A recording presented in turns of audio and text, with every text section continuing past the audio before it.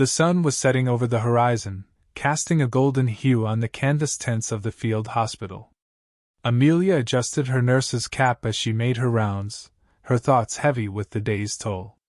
She paused at Thomas's bedside, noting the furrow of his brow as he scribbled in his worn notebook. Curiosity getting the better of her, she leaned in to see what he was writing. "A new poem, perhaps?" she asked, her voice quiet despite the familiarity they'd shared these past few days. Thomas looked up, a sheepish smile spreading across his face. "Something like that. I can't help but feel inspired by this place, and all the lives that pass through it." Amelia nodded, understanding all too well the catharsis of putting pen to paper. "You should show it to Sister Margaret," she suggested. "I'm sure she'd be interested in seeing your work." Thomas hesitated, glancing down at his rough sketches. Would you like to read it first?" Amelia's heart fluttered at his request. She sat down gently on the edge of his bed, taking the notebook into her hands. As she began to read, her eyes traced the careful script, lingering on the lines that spoke of love and loss, courage and resilience. She felt as though she were peering into Thomas's soul, understanding him in a way that went beyond their nurse-patient relationship. When she finished, she looked up, meeting his gaze. "It's beautiful, Thomas. Truly. You have a gift." He ducked his head shyly, a faint blush coloring his cheeks. "Thank you, Amelia." The air between them seemed to crackle with an electricity neither dared acknowledge. As the silence stretched, they found themselves drawn to each other, the bond they'd forged over shared words and broken bodies growing stronger with every passing moment. Finally, Amelia stood, offering Thomas a reassuring smile. "I'll leave you to rest now. But remember, I'm just down that way if you need anything." Thomas watched her go, his heart racing as he wondered what might have been if not for the cruel reality of war that had brought them together here. But for now, he would cherish the moments they shared, and the words that had given their lives a brief, fleeting sense of beauty amidst the chaos. The next day, Amelia returned, her eyes red-rimmed from yet another sleepless night. Thomas could tell she'd been crying, and he longed to comfort her, to tell her that it would all be all right. But he knew better than to offer false hope in a place like this. Instead, he simply reached out a hand, offering her a small, reassuring squeeze. She smiled weakly, trying to pretend that she was fine. "How are you feeling today, Thomas?" she asked, her voice cracking slightly. He winced as he shifted in his bed, the pain in his side a constant reminder of the battle that had brought him here. "Better than some, I suppose. And you?" "The same," she said, forcing a laugh. "But we mustn't dwell on our misfortunes, eh? There are others who need us more." Later that night, as the moon hung low in the sky, Amelia crept back into Thomas's tent, carrying a small bundle of paper. "I borrowed these from Sister Margaret," she whispered, handing him the sheets. "She thought you might find them inspiring." Thomas took the pages, his fingers tracing the words of Shakespeare, Dickens, and Austen. "She has excellent taste," he said, a grin tugging at the corners of his mouth. Amelia smiled shyly, feeling the warmth of the lantern light on her face. "I brought something else for you, too." She reached into her apron pocket and produced a crumpled piece of paper, a poem she'd written in the quiet hours of the night, inspired by the man beside her.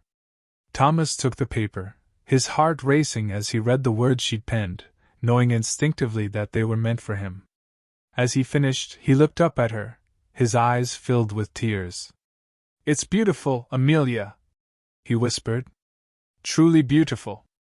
She bit her lip, trying to hold back the tears. "Thank you," she said simply. "For everything." For a moment, they were lost in each other's gaze, the world around them fading away. And then, as if snapped back to reality, Amelia pulled away, her cheeks flushing with embarrassment. "I should get back to my rounds," she muttered, turning to leave. Thomas reached out, his hand finding hers, and squeezing gently. "Wait," he said, his voice little more than a hoarse whisper. Don't go just yet. She turned back to him, her eyes searching his face. What is it, Thomas? He swallowed hard, his Adam's apple bobbing in his throat. I was wondering if perhaps you'd like to keep me company for a while longer? Amelia's heart skipped a beat. She knew they were walking on a razor's edge, but she couldn't deny the pull she felt toward him. With a nod, she sat down gently on the edge of his bed, their shoulders barely touching. And as they sat there together in the quiet stillness of the night, they found a peace that transcended the horrors of war, a connection that defied the cruelty of fate. They talked of home, of the people they'd left behind, of the hopes and dreams they'd once held close. Amelia shared stories of her younger sisters, their laughter and mischief, and Thomas told her of the books he'd read, the places he'd longed to see. As they spoke, they began to forget the pain that racked their bodies, the blood that stained their hands. For a few precious moments, they were just two people, sharing a connection that felt as if it had always been meant to be. Finally, as the first light of dawn crept through the window, Amelia leaned forward, brushing a lock of hair from Thomas's forehead. I should get some rest, she whispered. There will be much work to do today. Thomas reached up, his fingers grazing her cheek. I know, he said softly. But thank you, Amelia, for being here. For everything. She smiled sadly, her eyes shimmering with unshed tears. I'm glad I could help, she said. I'll come back later, once you're rested. We'll face this together, Thomas. With one last gentle touch, she stood up and left, her steps quiet and deliberate as she made her way back to the nurse's quarters. As she lay down on her cot, she closed her eyes, the image of Thomas's face etched into her memory, a reminder that even in the darkest of times, there can be moments of beauty and connection that defy the horrors of war. Throughout the day, Amelia tended to her other patients, but her heart wasn't truly in it. Her thoughts kept returning to Thomas, wondering how he was faring, if his pain had lessened. As the sun began to set, she made her way back to his bedside, her steps lighter now that she knew she'd be spending the night with him. Thomas, she said softly as she sat down beside him. I brought you some soup. It's not much, but I thought it might help. She held out a bowl of steaming broth, its aroma filling the air between them. He took the bowl gratefully, lifting it to his lips. Thank you, Amelia, he murmured between mouthfuls. It's wonderful. He looked up at her, his eyes meeting hers, and for a moment they were both lost in the depth of their connection. She reached out, gently brushing a stray lock of hair from his forehead. I'm here for you, Thomas, she said simply. Always. And as they shared the silence of the night, Amelia knew that no matter what the future held, they would face it together, their bond unbreakable. Morning came too soon, the first rays of sunlight creeping through the window and casting a warm glow across the room.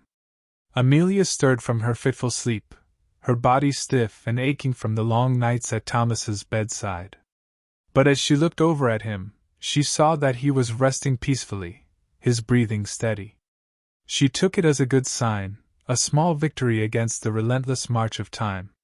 Quietly, she rose and left to begin her morning routine, washing up at the small sink and changing into a fresh set of clothes. As she prepared breakfast for Thomas, she found herself humming a tune, a fragment of a song she remembered from before the war. It was a simple melody, but it brought a sense of hope and lightness to the dreary hospital room. When she finally returned with the food, she found Thomas awake, his eyes bright and alert. He looked up at her as she approached, a small smile playing at the corners of his mouth. Good morning, Amelia, he said softly. You look well rested. She blushed at his compliment. You too, Thomas. I'm glad you're feeling better. She set the tray down on the bedside table and pulled up a chair, sitting down across from him. As they ate their breakfast in companionable silence, Amelia couldn't help but feel a sense of contentment wash over her. Despite the horrors of the war that raged on outside these walls, in this moment, she felt as if they were the only two people in the world who mattered. After they finished eating, Amelia helped Thomas shift positions in bed, making sure he was comfortable. He winced slightly, and she couldn't help but feel a pang of guilt at the thought that he might be in pain. But he smiled reassuringly at her, telling her not to worry. "You know," he said, his voice barely above a whisper, "I've been thinking about what you said before, about how this war is changing things, how it's bringing out the worst in people." He paused, looking away for a moment before meeting her eyes again. "But I think it's also bringing out the best in some of us too. I think about what you're doing here, how you're risking your life every day to help people like me, and it gives me hope. It reminds me that there's still goodness in the world, even in the darkest of times." Amelia felt tears welling up in her eyes. She reached out, taking his hand in hers, squeezing it gently. "Thank you, Thomas," she said, her voice shaking. "I couldn't do it without you. And I couldn't ask for a better friend." As the day progressed, they found themselves falling into a comfortable rhythm, sharing stories, laughter, and even tears as they navigated the difficult terrain of their situation. The shadows cast by the war receded, if only for a moment, replaced by the warm glow of their connection. And even though Amelia knew that they were both living on borrowed time, she refused to let the thought of losing him dampen the precious moments they had together.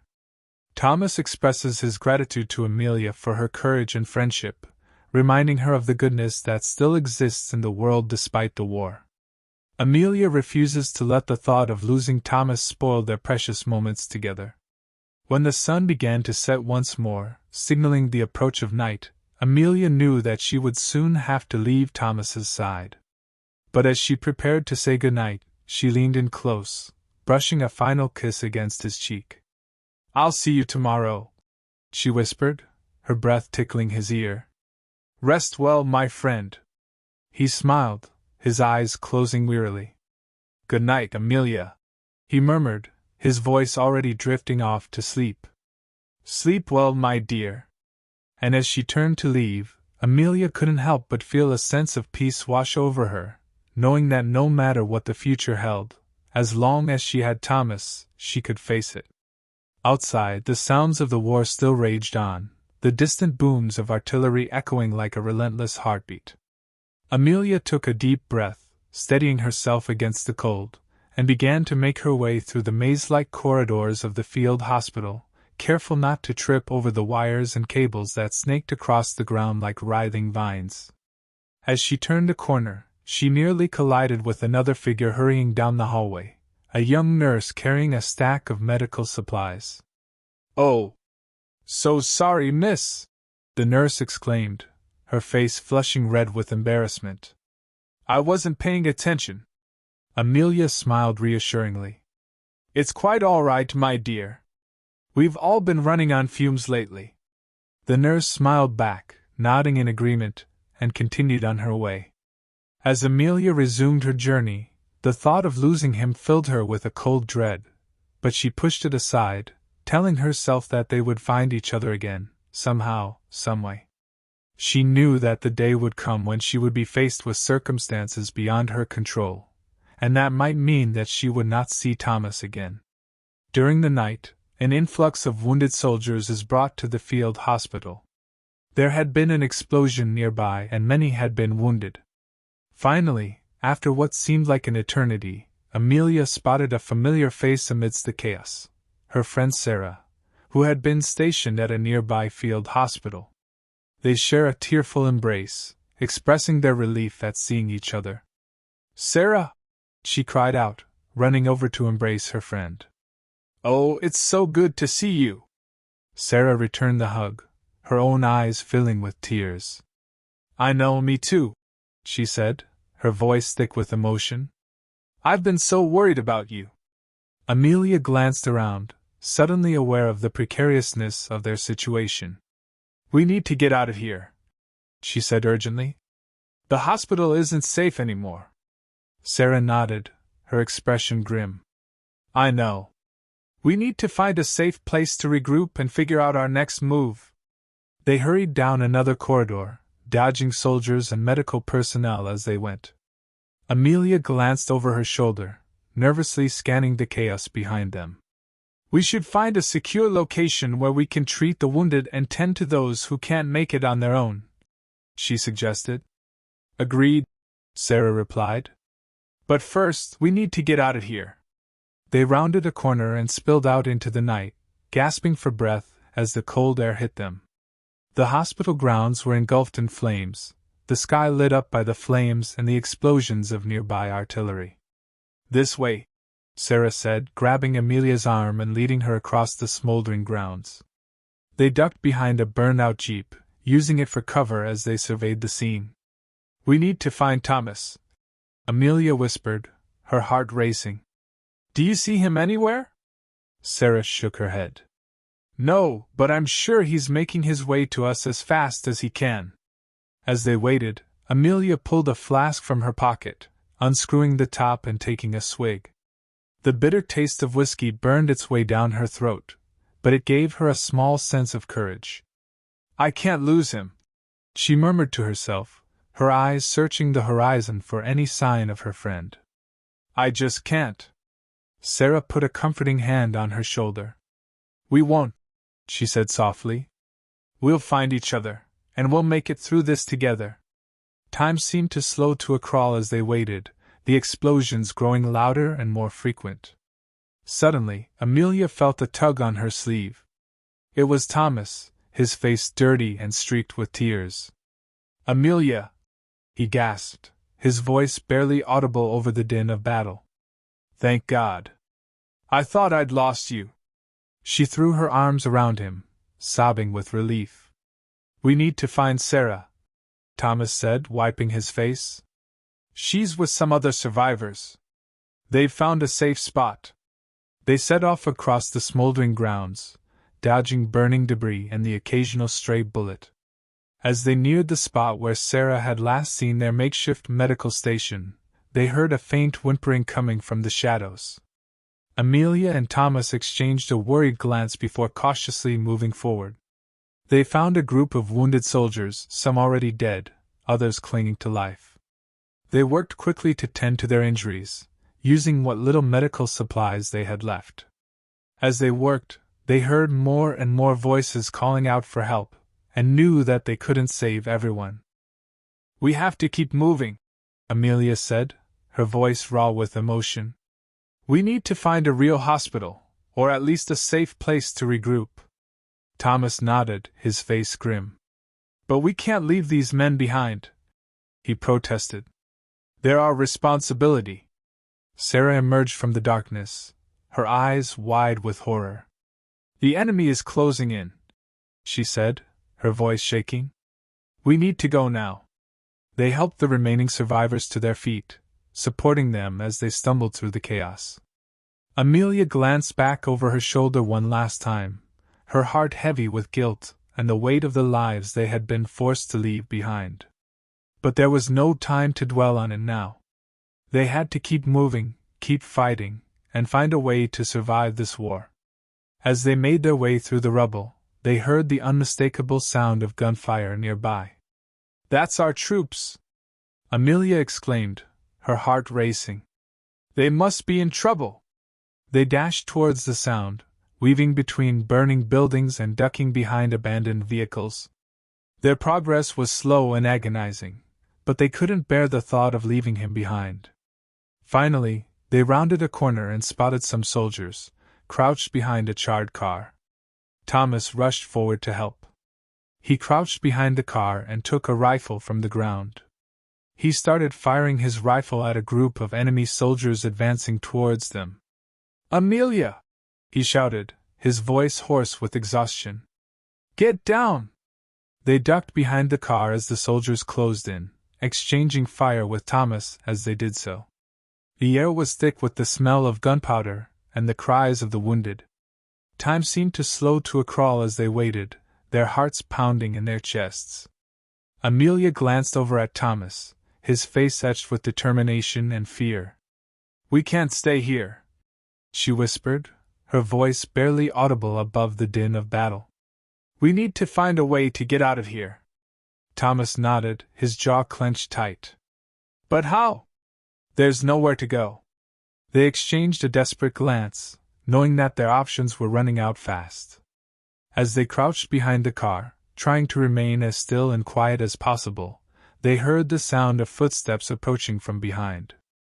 Amelia and Thomas exchanged alarmed looks, readying in anticipation of an attack.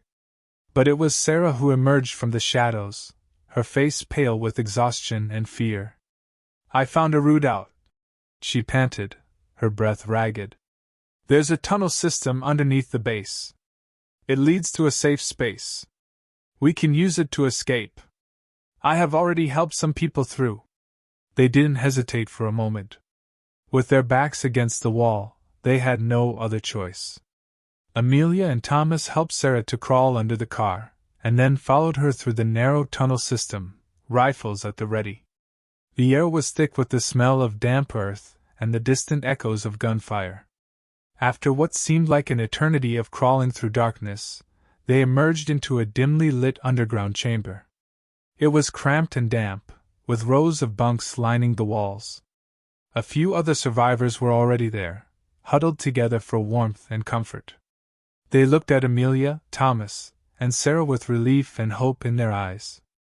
"We made it," Amelia whispered, her voice trembling with exhaustion. "We're safe now." But even as they tried to find comfort in the relative safety of the underground bunker, they couldn't shake the knowledge that the battle above them was still raging, and that there were others who had not been so lucky. As they settled into their new temporary home, Amelia and Thomas helped the others to tend to their wounds and to share what little supplies they had. News of their arrival spread quickly through the network of tunnels, and soon there were more survivors streaming in, bringing with them news of the ongoing battle above. It was clear that the enemy's advance was relentless, and that they would not be able to hold out for long.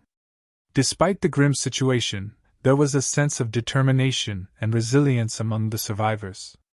They knew that they had to find a way to turn the tide of the war, and that their only hope lay in organizing a counterattack.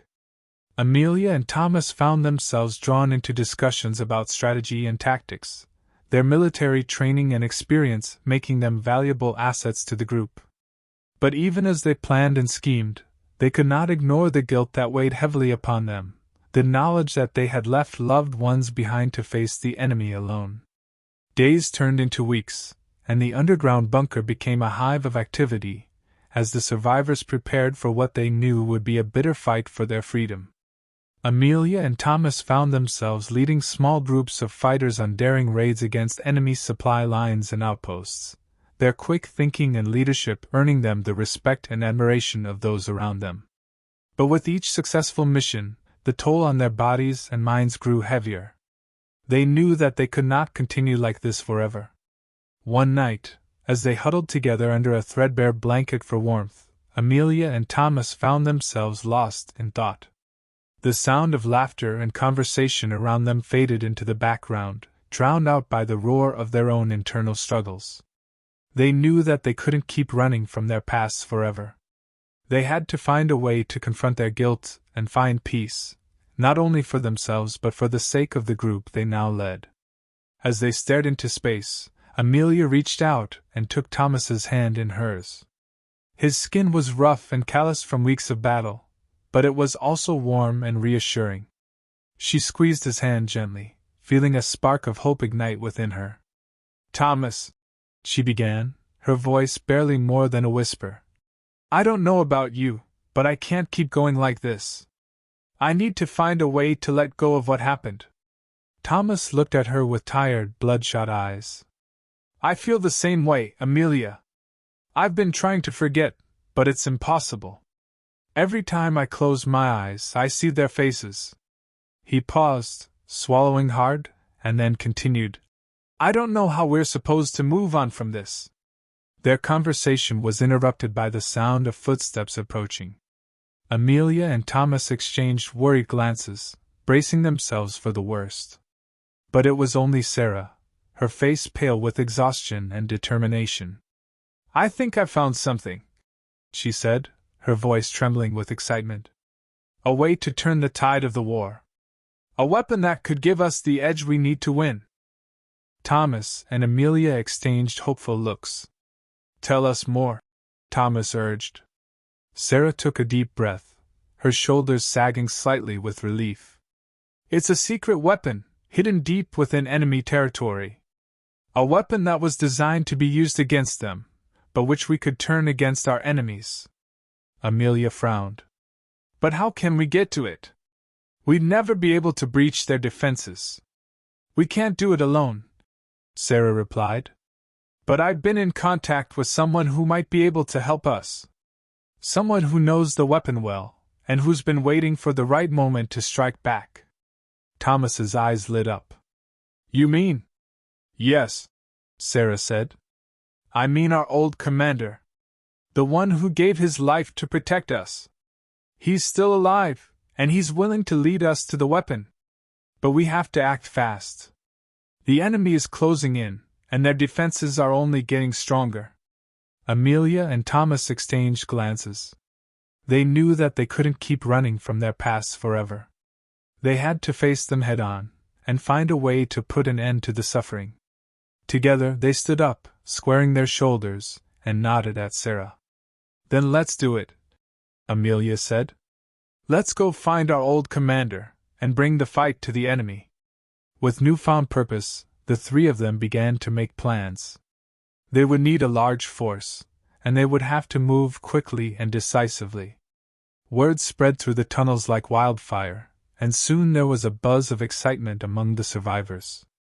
They knew that they were embarking on a dangerous mission, but they also knew that it was their only chance for freedom. Days turned into weeks as they gathered their forces and prepared for the assault.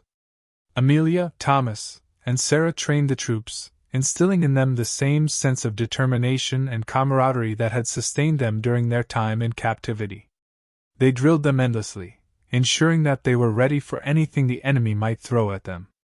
Finally, the day arrived. The tunnels echoed with the sound of marching feet, the clang of weapons, and the shouts of brave men and women.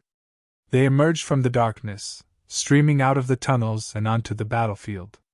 Their numbers were impressive, but their enemy was even larger. The enemy lines stretched as far as the eye could see, and their soldiers were well armed and battle-hardened. The battle was brutal. Men and women on both sides fought valiantly, determined to protect what they held dear. Amelia, Thomas, and Sarah fought side by side, their skills honed to a razor's edge. They knew that the fate of their people rested on their shoulders, and they refused to let that weight bear them down. Hours passed, and the tide of the battle began to turn. The enemy's defenses were crumbling under the relentless assault of the team's forces. As they fought their way through the ranks, they caught glimpses of their old commander, leading them from the front. His presence was a beacon of hope, a reminder that even in the darkest of times, there is always the chance for redemption. Finally, they reached the weapon. It loomed before them, an imposing and otherworldly machine that seemed to defy description. Their old commander stepped forward, his face etched with weariness and determination. He nodded at them, his eyes gleaming with pride. "Now," he said, "it's time to end this." With a single command, they surrounded the weapon, weapons raised. The air crackled with tension as they prepared to launch their coordinated attack. Amelia, Thomas, and Sarah stood side by side, their hearts racing with anticipation and fear. They knew that if they failed, everything they had fought for would be lost. The countdown began, a steady beat that seemed to echo in their very souls. 3, 2, 1. They charged forward together, weapons raised high. The enemy soldiers scattered before them, their defenses no match for their combined might. Amelia felt a surge of adrenaline as she neared the weapon, and saw Thomas at her side, his rifle a blur of steel as he cleaved through the enemy ranks. The weapon loomed before them, its surface shimmering with an otherworldly energy. With a final thrust of their blades, they struck it, their weapons disappearing in a flash of light. For a moment, nothing happened. Then, with a groan that shook the very foundations of the world, the weapon began to power down. Its energy dissipated into the air, and the tension that had been building for so long was released in a sigh. Around them, the survivors cheered, embracing one another in relief and triumph. Their old commander stepped forward, his face etched with weariness and satisfaction. He looked at Amelia, Thomas, and Sarah, his eyes filled with gratitude and love. "You did it," he said simply. "You saved us all." As they stood there, basking in the afterglow of victory, Amelia couldn't help but feel a sense of peace wash over her. The weight of the past was gone, replaced by a newfound hope for the future. She knew that they would face new challenges, new enemies, and new hardships. But she also knew that they would face them together, as a united people. Thomas, ever the pragmatist, turned to their old commander. "What now, sir?" he asked. "How do we rebuild our world from here?" Their old commander smiled wearily, his eyes distant as he considered the question. "That," he said, "is a question for the leaders that we have yet to discover. For now, we must return to our homes, to our families. We must let them know that the war is over, and that they can begin to heal." Sarah nodded in agreement. "And we must never forget what we've been through," she added, her voice catching in her throat. "We must never forget the sacrifices that were made, and the lessons that we've learned." They fell silent for a moment, each lost in their own thoughts. But as they stood there, side by side, Amelia knew that they were stronger together. They had proven it on the battlefield, and they would carry that strength with them into the uncertain future. Their old commander clapped them on the back, his eyes twinkling with pride. "You three have a bright future ahead of you," he said. "You will make great leaders, if you ever decide to take up that mantle." Amelia felt a blush creep up her cheeks, but she met his gaze unflinchingly. She knew that she could never be the leader that he thought she was. Not yet, at least. But perhaps one day, when the world had healed, she would find her place in it. For now, she was content to follow the path that fate had laid out before her, and to stand beside those she loved most. With a shared look of determination, they turned towards the rising sun, the first rays painting the decimated landscape with a hopeful glow. The journey to rebuild would be arduous, but they were no longer three individuals burdened by war. They were survivors, a community forged in the fires of hardship, ready to write a new chapter in their world's story. Thank you for watching this video. I hope you enjoyed it. If you did, please subscribe to stay updated with our latest stories, give us a like if you want to see more, and drop a comment below to let us know your thoughts.